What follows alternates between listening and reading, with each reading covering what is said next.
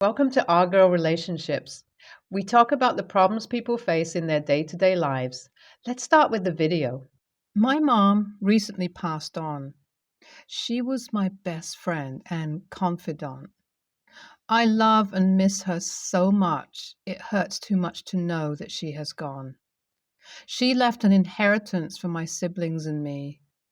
To be honest, I didn't care much for it, and I would rather she be here with me than have some property for an inheritance. She often told us the story of how she met the love of her life. She loved him so much, and I happened to be the result of their love. They had many practical issues and couldn't work it out, so she married the more practical one. It was safer and more comfortable for her. She said she needed security rather than excitement and love. It was easier to not tell him that she got pregnant, so she kept it to herself. Before she did, though, she helped me locate my father and gave me a letter for him. If this were a romance movie, they could have met up and she would have been miraculously healed. But it's sad that this is my reality. My siblings think that she always treated me differently and loved me more than them. They, finding out about my dad, gave them more reason to think that. I would admit my mom could have treated me like her favorite sometimes, but that wasn't enough reason for my siblings to hate me. I think what's happening this time is that they think I would get most of the inheritance. So they want me to be miserable and to go for it. Though I may not care much for material things, I love my mom so much and I'll keep anything to help me stay connected to her. If there is one mistake I can admit I made, it is marrying my husband. He and I were direct opposites. We didn't like the same things or have the same values. Formerly, I had thought that opposites attract, but it's not so fun now when our ideologies are very different. We can't seem to agree on any major decision, which is sloppy for a 5-year-old marriage. I wish I could experience the love that my mom and dad experienced. For once in my life, I want to let go and be loved deeply by someone. Someone who compliments me and takes care of me, not only as a sense of duty, but because they love me. I know you're thinking about that girl, you're married. I know that. But I'm not happy in my marriage, and I am really trying my best to see how we can work. The last couple of weeks has been crazy. My siblings have been fighting me. At this point, they would do anything to make sure I don't get an inheritance. The lawyer called me to let me know because he owed it to my mom and because she had warned me about it. He told me that my mom trusted me the most with her assets and knew that I would be the best person to maintain her legacy. That's so much responsibility on me, but with everything happening, I know my siblings can't handle it. It's sad, but it is the truth. On the day we were supposed to know what each of us got from my mother, I caught my husband passionately kissing my sister. There was no remorse. That stung and still stings. She made a remark saying it was high time the cat came out of the bag. This means they had been having an affair for a while. My head spun round and round. I stayed for the hearing, and of course, I got the most important of all my mother's properties and had the most control. It caused a big fight between my siblings and me. I have 3 siblings, and all of them were against me. With all that had happened that day, they were the least of my worries. I expected an explanation from my husband, but didn't get one. He didn't come home that day. I knew we had a lot of issues in our marriage, but having an affair with my sister was too far. I know I said earlier that I wanted to experience love like my mom did, but I never thought this was how it would turn out at first. I spoke to my lawyer about finding someone who could help me with my divorce. It's in times like this that I miss my mom. She always knew what to do and what to say to calm me down whenever I was panicking. This was one moment, but she wasn't there. She gave the wisest and best advice, even when you didn't agree with her. She always ended up being right. I got in contact with the divorce lawyer and served my husband the papers. It's been weeks since he has been home, so I thought it would be an easy process, but he won't sign the papers.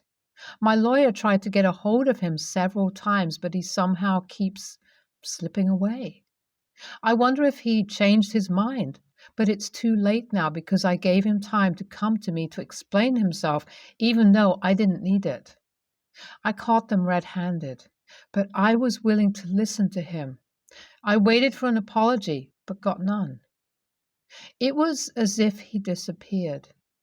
For me, it meant that he had made his choice, and that person was not me. It hurt badly because I had built a life with him, even though he wasn't the love of my life, and we had so many issues in our marriage. He came home yesterday and he looked so unkempt and tired. He tried to sweet talk me and be all lovey-dovey with me, but it just irritated me. I asked him why he won't sign the divorce papers, but he avoided my eyes and my questions. I demanded answers when he said he still loved me and wanted us to work. Oh my God, did I give him something to think about? I told him that he was the most selfish person I had ever met. Did he think that he could go about gallivanting with my sister and could come back to me whenever he wanted? He also sided with them when they fought me for the inheritance. If anyone was to be on my side, it was supposed to be him, but he broke my trust. I let him know that our marriage had slowly been dying for years, but I was holding on and hoping for a miracle. But now there was no going back. Did he even think about our kids and what his actions would do to us as a family? Knowing him and knowing my sister, I suspect that she made him think she was going to get all the money, so he followed her to get a piece of it. I was right. My sister had shamelessly said it, and she said to thank her for saving me from my marriage. She mentioned how easy it was to seduce my husband to be on her side. He just wanted the money, and since he learnt she was the one who would control most of it, he decided to be with her, and I was collateral damage. She said she didn't like him like that, and I was free to have him back. I felt so insulted, but I wasn't going to stoop to her level. She said all of those things to get a reaction from me, and I wasn't going to let her have it. Update 3. I asked him to leave our house until we sorted everything with the divorce. I wasn't changing my mind, not after I heard the real reason he wanted to be with my sister. He was shocked when I confronted him about it.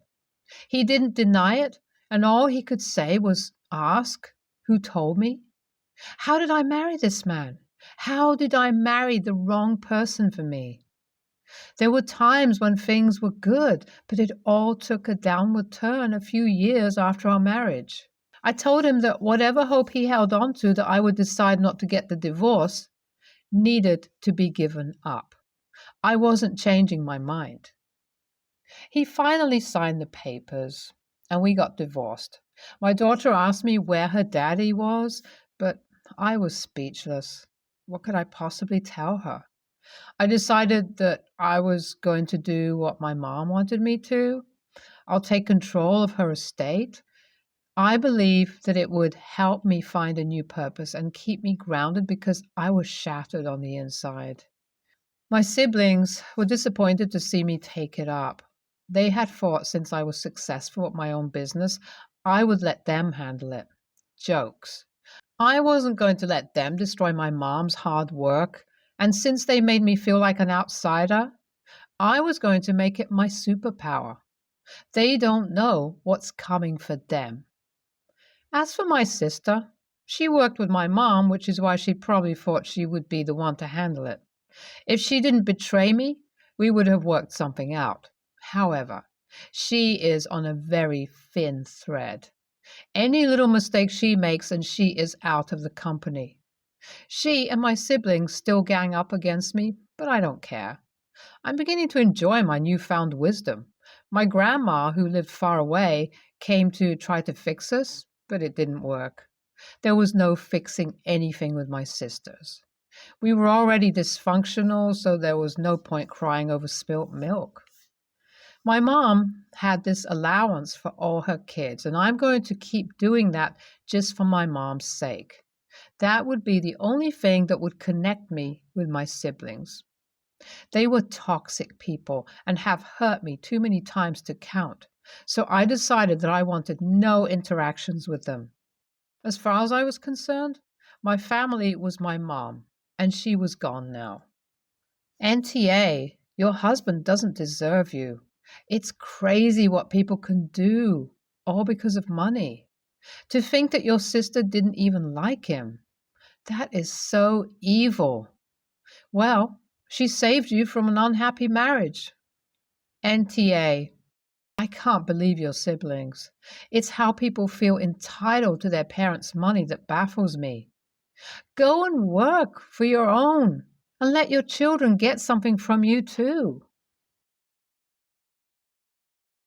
So I, 14, female, have lived with my brother, Max, 29, male, for 8 years. I moved in with him after my mom died. Originally, my dad, 50, male, was supposed to take me in, but he couldn't because he had a new family and didn't want me staining his perfect life. When I was 11, he reached out to me over Facebook and started forming a relationship with me. Long story short, I cut him off after I found out his reasoning. His daughter, my half sister, Ella, 9, female, needed a kidney transplant. Apparently, I was now my father's hero and greatest treasure. I don't know the full story, but I do know that Ella did end up getting a transplant and survived. My dad reached out a few more times over the years, mainly to scold me for not trying to be in his life or accept him as my father and his wife as my mom. Anyway, about 4 months ago, I got a call from my dad's wife, Lola, telling me that my dad had passed away and how I needed to be at the funeral, which happened yesterday. I didn't go. As cruel as I may sound, I feel no love for my dad. He was never there for me and has proven over and over that he's never had a want, need, or reason to be in my life. To me, he's a sperm donor. I do feel guilty for this, as he's my dad and I'm supposed to love him, but the truth is that I don't. So this morning, I got another call from Lola telling me I'm an awful daughter and my dad never deserved what I'd done to him. She said her and Ella would never forget this and that I'm a pathetic excuse for a daughter. She also insulted Max, calling him a bad influence, a child, and an enabler. I responded by saying that if my pathetic excuse of a father couldn't be bothered to be in my life, I would not be involved in his. I told her that my father may be physically dead now, but to me, he always has been, and she has no right to come at me for any choice I make, as she's not my mother. Then I hung up. Since then, my dad's family and Lola's have been calling and texting me about it all, and I'm so overwhelmed. Max says I did the right thing, but I don't know. I yelled at a grieving woman who just lost her husband, and I feel terrible. AITA? NTA. He donated sperm and expected you to donate your kidney. He wanted a transactional relationship, not a parent-child relationship. His wife may be grieving, but she is an adult who does not get to take out her grief on a child. Suggest to her and the flying monkeys that if they didn't like what you said on the phone, then they should be grateful you didn't attend the funeral. Imagine the scene you could have made there. LOL. I don't actually think you would have, but maybe it'll get them off your back. If not, harassment charges are always an option. I know that sounds extreme, but you are a minor. not an emotional punching bag. You deserve better. I'm sorry your father was such a disappointment, but I'm glad you have your brother. Stick with him. NTA. He only contacted you when he needed something for his other daughter, not even because he was interested in you and your life and wanted to actually be a father. You told Lola the truth. People tend to dislike the truth if it isn't in their favor. You could send out a mass text telling them that you were not present at his funeral simply because he wasn't present in your life, only when it could benefit him and his other family. Tell him what you told Lola. Tell them that if they really wanted you present at his funeral, then they should have kicked his behind years ago and told him then to be a decent father. NTA, you don't owe anyone your presence at his funeral. And as you said, he wasn't there for you until he ended up needing something from you, which was downright disrespectful, especially considering he refused to step up and parent you when your mother passed away. As you said, he wasn't anything to you other than a donor. As for his wife, parents, and anyone else in his family who abuse you, ask them all where were they and why didn't they step up for you when your mother died. Then calmly and firmly tell them that they aren't your family, as they made that crystal clear, and that they are just as bad as he was. And you don't have any room in your life for them or their shit. And if they don't stop the harassment of you, then you will report them to the police. Block them all. My husband and I have 3 daughters, Phoebe 21, Maddie 18, and Lily 16. My husband spoils Lily. We've fought over it many times, but he still does it. The example relevant to this story is that Lily wanted a dog in April 2020. Phoebe and I didn't want a dog. Maddie couldn't care less. Beginning of July 2020, my husband came home with a little tchy puppy, Charlie. Lily adored Charlie and took great care of him for around 3 months. Then she decided dogs are too much work, and she wanted a cat. We had a cat, Duncan, by Christmas. Then Charlie couldn't sleep in Lily's room because Duncan was sleeping there. Lily stopped walking Charlie because Duncan doesn't like to be alone, and she stopped playing with him. Phoebe became attached and let Charlie sleep on her bed. She started taking him on his walks. She cooks for him, buys him new treats and toys, and handles all his vet and grooming appointments. Hell, she even takes Charlie to work with her at least once a week. Phoebe just graduated and is planning on moving out. She planned on staying near us because she wanted to be near Charlie, but we live in an HCOL area, and she'd struggle here, so I told her she can take Charlie. She came to me the other day and said she found the perfect apartment for her and Charlie. It has a low pet rent. There's a back patio connected to what would be her apartment. The building has its own dog park, and her friend, who is currently living there and needs a roommate, works from home and would be able to take Charlie out and play with him while she's at work. I told her it sounds great and that I'm happy for her, but Lily asked what makes her think she can take Charlie. I said I told her to take Charlie because she's the one that takes care of Charlie, and Charlie is very attached to her. Lily got mad and said I have no right to tell anyone that they can take her dog, and my husband is on her side. AITA? NTA for letting Phoebe have Charlie. And it's not just because Lily needs to learn that animals are an ongoing responsibility. It's because leaving Charlie in a house where he is ignored and not taken care of would be cruel.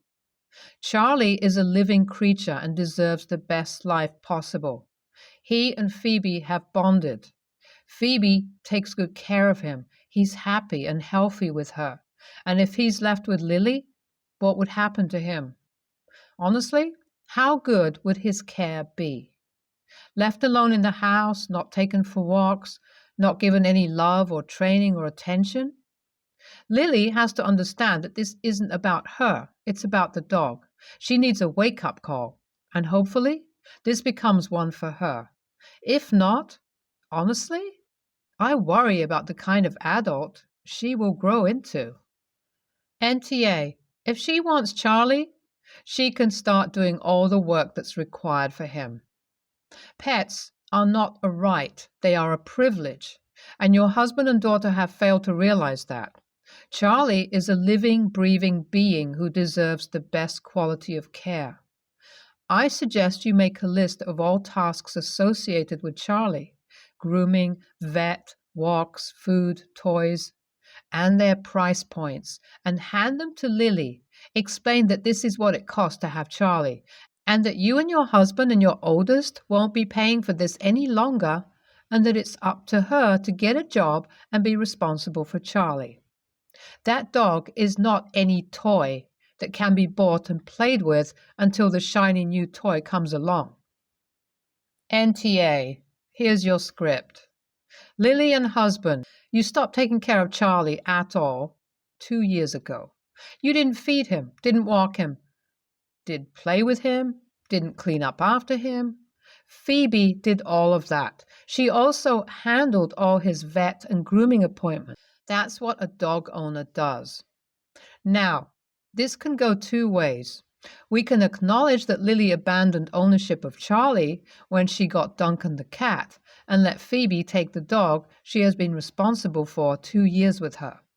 Or if you want to argue that Phoebe has merely been pet sitting, you will need to pay her what she is owed. On average, pet sitters make $30 a day. At that rate, over 2 years, you owe Phoebe $21,900, plus all expenses she paid for vet fees, grooming fees, toys, food, and supplies. Let's round up to $30,000. What's it going to be?